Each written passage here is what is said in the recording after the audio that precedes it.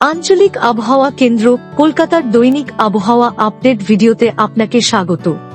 আজ রাজ্যের সর্বনিম্ন তাপমাত্রা ছিল দক্ষিণবঙ্গের বাঁকুড়ায় 9 ডিগ্রি সেলসিয়াস, উত্তরবঙ্গের সমতল অঞ্চলে আলিপুরদুয়ারে 10 ডিগ্রি সেলসিয়াস, পাহাড়ে দার্জিলিংয়ের 3.8 ডিগ্রি সেলসিয়াস।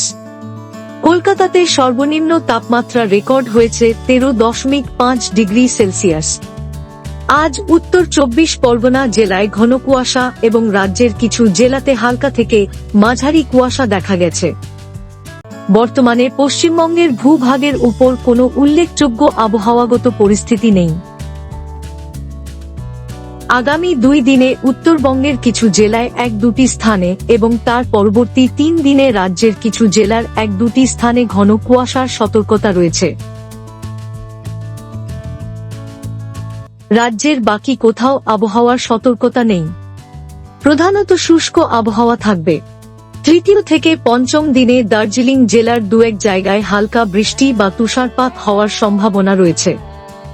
এছাড়া চতুর্থ ও পঞ্চম দিনে আলিপুরদুয়ার ও কালিম্পং জেলার 2-1 জায়গায় হালকা বৃষ্টির পূর্বাভাস রয়েছে। ঘন কুয়াশার সতর্কতার পাশাপাশি আগামী 5 দিন পশ্চিমবঙ্গের সকল জেলাগুলিতে সকালের দিকে হালকা থেকে মাঝারি কুয়াশা থাকার সম্ভাবনা রয়েছে। উত্তরবঙ্গে আগামী 7 দিনে রাতের তাপমাত্রায় তেমন পরিবর্তন নেই। দক্ষিণবঙ্গে আগামী 2 দিন রাতের তাপমাত্রা অপরিবর্তিত থাকবে।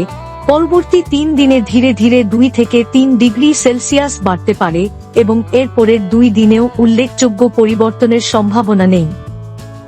আবহাওয়া সম্পর্কিত আরও আপডেটের জন্য আমাদের অফিসিয়াল ওয়েবসাইটটি অনুসরণ করুন।